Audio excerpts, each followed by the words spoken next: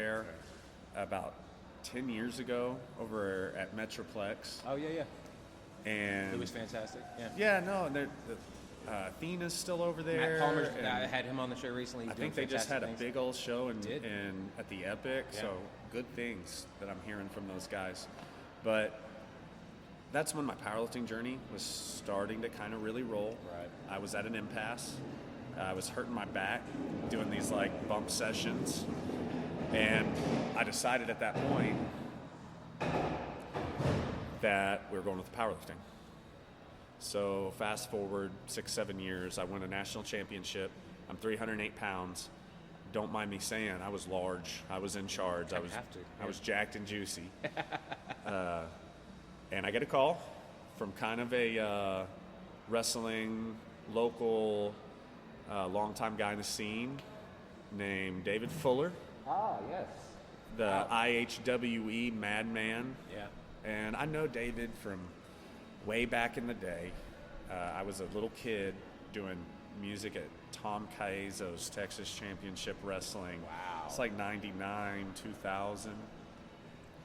And David was just breaking in the business. And so that's how I knew him. He called me and he's like, Damo, you look like a wrestler. It's time to come wrestle. Oh, shoot. Look who it is. What's up, Jay Keenan? Charles here. Matt War Pro, mad scientist owner Jason Keenan. Say hi. Hello. Also got my buddy. Come over here, Charlie. Charles Hearn, rodeo cowboy, just rolled in off the trail. Say hi to the microphone, Charles. Hello, I'm Charles. Tell them a little about yourself.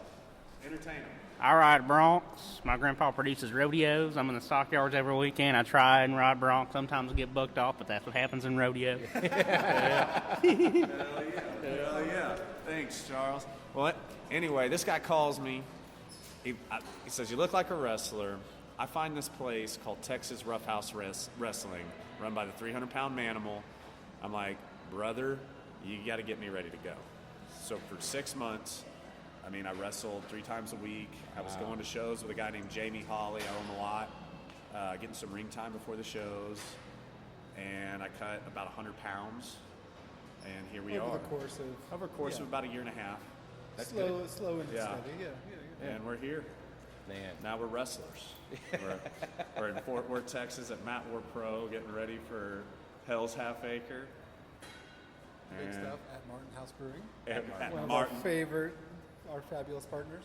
Our fabulous partners and makers of our favorite beers. They've got the Bio Power Farms. And the Body Slammer Session IPA. Oh, I have both of named those in my after fridge us. at the house. Sweet. Yeah. Yes. Yeah. Big fans of the Martin House boys. The first show was here and it was amazing. Yeah. And the connection here is so great because I've always thought breweries and pro wrestling hand in hand. Obviously, For sure. bars go well too, but For sure. you can control it for a little bit when it comes to beer. But it's just such a beautiful layout they have here. Obviously, the connection is so great that you guys have a beer here as well that they have for whenever you guys are around. So, I guess tell us how that connection initially happened. Well, Josh Neiman, who works on the Matt War Pro team, has for, I guess we've been working together in wrestling stuff for about 15 years now, since about 2009. He worked up here, still works up here. He's a national account manager. And we just, from hanging out and doing things, we were like, hey, we've just been doing a wrestling show out here. And they were like, well, yes. We would totally love to do a wrestling show here. Can you make that happen? And we're like, we certainly can. And synergy of time and place and post-COVID and our plans in place for trying to do a Fort Worth-centric wrestling promotion. My wife and I and our family, as kind of spearheading the movement, said we are sick of traveling. Yeah. And we were done with doing that, tagging in and out every weekend. And I said, well, I'm going to try to do a little boutique wrestling show in Fort Worth that's big on wrestling and big on business and create the vision that we see is missing. And so Filling that create gap to for create. what- Yeah, you create to create. And you create for something that's good for everybody. And I guess you don't know on the podcast, but we were Before we speaking recorded, earlier. Yes, before we recorded this, we were talking about that this is a sporting form of entertainment that should definitely be for those in attendance and not those who are necessarily participating in it. Right, exactly. Yes. Yeah, I met Josh years ago when I was selling wine for a much bigger distributor before. Oh, okay. We would call him the same Kroger, and I'd see him all the time, and then we came up and we both loved pro wrestling, and Awesome. he was talking about how he worked for Ring of Honor for a while, and I was like, holy shit. Yes. Like, so yeah. Yes, and he And the music downplays scene as his well. contributions in that piece as well. But yes, yeah. As with any organization, there's stuff that's public facing that catches fire, and then there's other parts of it that are a little bit more instrumental to their success. Right, of course. Yeah. So, but you guys have also done shows outside of Martin House as well, but you have, like you said, kept it in the Fort Worth area. Yes, for sure. Yeah, we're trying to do a Fort Worth-centric show, That's awesome. a city show, something that everybody in the city can be proud of. Most of our partners and the people that we deal with are people who are actively involved in the betterment of the community outside of wrestling, and we all lend our I hate to use business to business jargon, but we're creating synergy between businesses that are like-minded with individuals that are interested in doing the same sort of things, and to make our networks and our city that much more vibrant and expansive. Because the city of Fort Worth is growing like crazy, which people outside of the Metroplex For sure. don't know about it, don't see it. They think, oh, it's just Dallas and that's it, which is completely the furthest thing from the truth. For sure. Like the Metroplex is so big that you could literally long distance date here and it's not fun. Like if you're a single guy, it's not. Totally. Yeah. Oh my gosh, yeah. I mean, and if just in context, Fort Worth is bigger than Seattle. Right. Bigger than Las Vegas. Bigger than Portland. Yeah. I mean, we are a huge and thriving city, and it's been a slow burn and a slow build, but we have so much rich history with that pioneering Texas spirit. I mean, I'm a Yankee from New York that moved here and then just wouldn't leave. My wife's from here, but yeah, for us, the biggest part is all of our partnerships are real partnerships. They're not smoke and mirrors. They're not a cash grab. They're not just business for the sake of business. We're not play working. Yeah.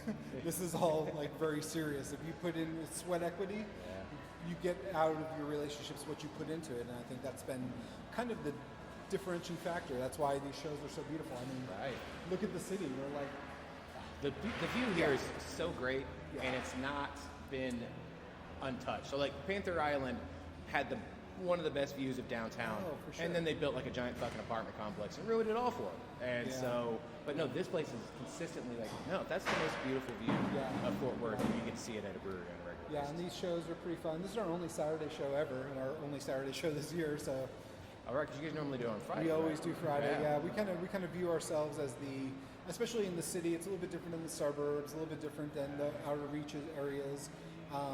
At the end of the week, we're kind of like, hey, this is where you blow off your steam, and then start your weekend, because then we got soccer games, then we got rodeo, then we got Go to the church on groceries Sunday. We and got all that, everybody gets packed up. So as opposed to taking your one free day away, hey, just keep your momentum a little bit longer, blow off steam from the week, and then start your weekend. So that's been our our perspective, I think, from doing it. No, it's perfect. Yeah. So how did Damon come on your radar? Or have you known him for years? Or? I have known his trainer, essentially, the Manimal, since before he was in the wrestling business. Wow.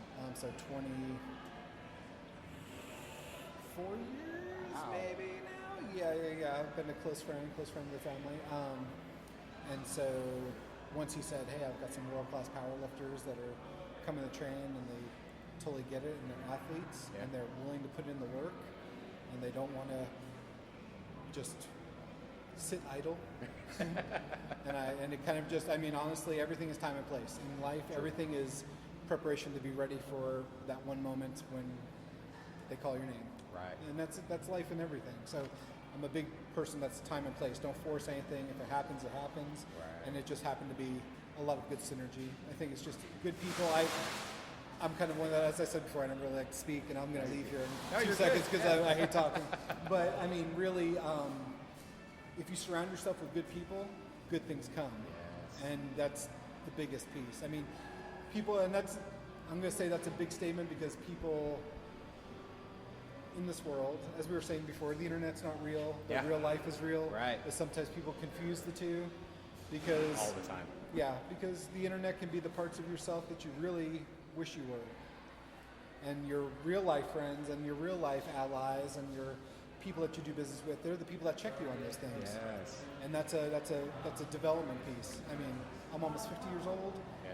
I deal with people from 18 to 79 consistently. I'm a big believer that multi-generational relationships foster really important pieces. Older generations give you the shortcut to not make the pitfalls that you would normally be making in your life. Yes. The younger generations help you to understand the things that you're getting hung up on that you just need to let go of. Right. There's like a lot that can be learned from the two, and I think that compartmentalizing our world, as we've slowly been doing with the freedom of a phone, which is great for today. Obviously, it's Right? great. Yeah, Like we're it's great recording for this me. I made more money on an iPhone than I ever have on a $6,000 camera rig. Yeah. Just how it is. Cameras keep getting better and better. But yeah, and just things, but it's perspective, and I think that that's a big thing of what we've been trying to foster with our wrestling as well, and the business relationships and the people that we're bringing in, because it's multi-generational and everybody's got passion and love, and we give that respect back for whatever is driving each of the forces that we're dealing with. So that's I think our perspective is what's unique. Yeah, it's just perspective. Yeah. It's but I'm gonna go back to it. Right on. You guys are awesome. Thank you. Good Thanks to for see coming you. in. Let me jam that up or whatever. Oh no, good. I think I can wrap that up. Yeah. So yeah, I was over there at Texas Roughhouse Wrestling with the 300-pound manimal. I called my friend Brick Savage. He was a world class. Yeah, he was a world class powerlifter at the time, and he was retiring. And he actually trained when he was a young man. That's like his second generation. Yeah, it's Bobby Too Bad is the man down in Austin, Texas. So he grew up around Necro Butcher and Too Bad and rolling around with those guys. And I was like, dude, you got to come do this with me. Like, he's like, man, you just don't want to be alone. I'm like, no, really, you need to come do this with me. And so he started, actually, I mean, this guy, I was driving to Fort Worth once a week. He was driving up from Austin to Fort Worth once a week. We were training together. We were hitting the road every weekend together. So we'd do 1 to 2 shows a weekend, and we'd wrestle on Wednesdays. We're getting a lot of ring time, probably for about a year and a half. We did that without missing. Wow. And we got pretty handy at what we did. And we started getting better and better looks from different companies. And that's where we are today. Me and Brick don't travel together anymore, but He did, yeah. I talked to him. He did say he does travel by himself, but because he hits so many towns, and like he's literally going all over Texas on a regular basis. yeah, I've learned to travel by myself. Yeah. I think Brick travels by himself. Guys that, I don't know, it's nice to hop in a car with guys, and I encourage guys to do that. I've gotten into kind of a scheduling crisis where it's, honestly, I've got room in my car if guys want to come and get a look. That's awesome. But it's hard to find a guy that just wants to go. So, hey, DM me if you're a reputable worker and you hear this and you want to hit one of these towns. Let's talk about it. There you go. So what is, when you're riding with other people and other workers, kind of, obviously every ride's going to be different when it comes to music or just talking or even podcasts, like kind of for those fans that have always loved the idea of going from town to town, making the towns brother, and like talking Sure. about the business, kind of let us in the car. What does that kind of look like? Man, some of my favorite times, I mean, my main traveling partners were Brick, of course, and the guys from Texas Roughhouse Wrestling. We used to take these great trips to West Texas. A couple of guys, Sauce is my boy, Avon Axel, Manimal. We would get in a car. Sometimes Bullman Downs. He's a legend. FMW Japan Wrestling, just kind of a guy from a special time. And those were some great trips. Those boys are they're just wired different, you know. And they were wrestlers, and I'm a little bit of a cowboy, and I'm a little bit of maybe a square these days. But it was fun to get out there with those boys and do their thing. To be honest with you, me and Brick, we were kind of all business on the road. I don't even know if me and Brick listened to a lot of music. We would talk about wrestling. That's awesome. And we would talk about what we had to do that night and where we thought what we should do next, and